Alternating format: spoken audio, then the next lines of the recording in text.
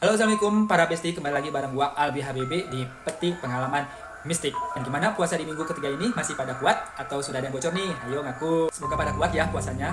Dan langsung aja yuk ke ceritanya. Kali ini gua akan menceritakan dari akun cerita pengalaman mistis yang berjudul Rumah Angker Temanku. Cerita ini tentang seorang teman bernama Firman yang tinggal di Bandung. Waktu itu dia masih SMP sekitar tahun 2010-an.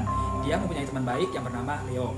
Dia teman sekelasnya. Mereka bersahabat sejak kelas 1 sampai sekarang kelas 2. Leo sering menginap di rumahnya Firman hampir setiap malam minggu. Bahkan orang tuanya Firman pun sudah menganggap Leo seperti anaknya sendiri. Tapi entah mengapa setiap Firman ini menginap di rumahnya Leo, pasti dilarang oleh Leo. Hingga suatu malam mereka baru saja pulang menonton konser sekitar jam 12-an malam. Kondisi itu hujan sedang deras sekali. Firman waktu itu ikut di motornya Leo karena lokasi konsernya lebih dekat dengan rumahnya Leo, sedangkan dengan rumahnya Firman cukup jauh. Tapi Leo tetap ingin mengantarkan Firman pulang ke rumahnya. Di situ Firman malah ingin pulang saja ke rumahnya Leo karena posisinya lebih dekat. Setelah berisi tegang, mereka pun akhirnya sepakat untuk pulang ke rumah Leo saja karena melihat kondisi semakin malam dan hujan semakin deras. Mereka pun akhirnya sampai di rumahnya Leo.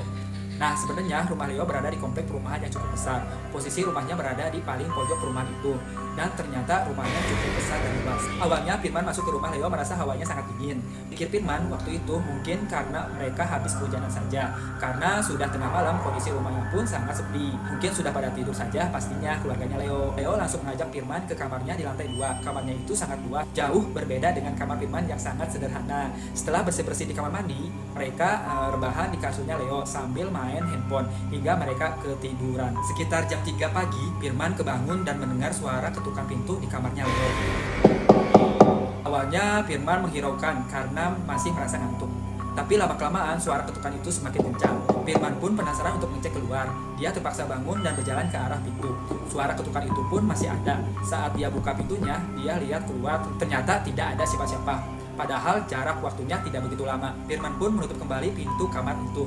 Saat akan kembali ke arah kasur, Leo terbangun dan bertanya, "Dari mana kamu?"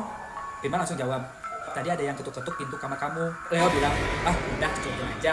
Dan lanjut tidur lagi. Firman jadi nggak bisa tidur dan perutnya merasa lapar. Dia nyoba bangunin Leo dan mengajak untuk masak mie. Tapi Leo nggak mau. Dia masih ngantuk banget katanya. Dia bilang langsung aja ke dapur dan ada mie di lemari dapur. Jujur, malas juga rasanya ke dapur sendirian. Baru pertama kali juga Firman ke rumah itu. Gak enak kan, tapi perutnya lapar dan gak bisa tidur lagi. Jadi dia memberanikan diri turun ke bawah menuju dapur. Suasananya pun masih sepi seperti tadi. Ia mikir pasti penghuni rumah ini masih pada tidur. Firman ke dapur dan mulai memasak mie. Saat sedang masak, tiba-tiba dia dikagetkan oleh suara perempuan. "Lagi masak, Dek," sahut perempuan itu. Firman langsung melihat ke arah suara di belakangnya dia. Dan dia melihat ada ibu-ibu pakai daster dan berambut panjang terurai. Iya bu, maaf bu, saya temannya Leo," kata Firman. "Iya, saya tahu, lanjut aja nggak apa-apa." Ibu itu lanjut berjalan ke arah kamar mandi. Firman pikir itu ibunya Leo. Cukup lama ibu itu di kamar mandi, bahkan sampai Firman selesai masak. Dia masih belum keluar dari kamar mandi. Ya udah, Firman cuek aja, langsung ke atas kamarnya Leo dan makan di sana. Selesai makan, Firman ke bawah buat naruh piring dan mencuci piring bekas makannya itu. Dia ngelihat ibu Leo sedang duduk di sofa, menatap ke depan. Posisi duduknya yang membelakangi dia. "Permisi bu." Tapi tidak ada jawaban darinya. Firman langsung lanjut ke dapur, mencuci piring, dan ke kamar mandi untuk buang air kecil. Keluar dari kamar mandi, Firman lihat ibu itu sudah tidak ada lagi di sofa. Dia lanjut ke kamarnya Leo dan kembali untuk tidur. Besoknya, Firman bangun sekitar jam 9 pagi, tapi Leo sudah tidak ada. Ternyata dia sudah bangun dari tadi dan sedang membeli sarapan untuk mereka. Tak lama kemudian, Leo datang dan memberi makan. Selesai makan, Leo menawarkan untuk mengantarkan Firman pulang ke rumahnya. Firman segera siap-siap untuk pulang. Pas mau pulang, dia mencari ibunya Leo. "Di bawah kok nggak ada ibu kamu?" tanya Firman. "Ibu kamu kemana? Aku mau pamit dulu nih."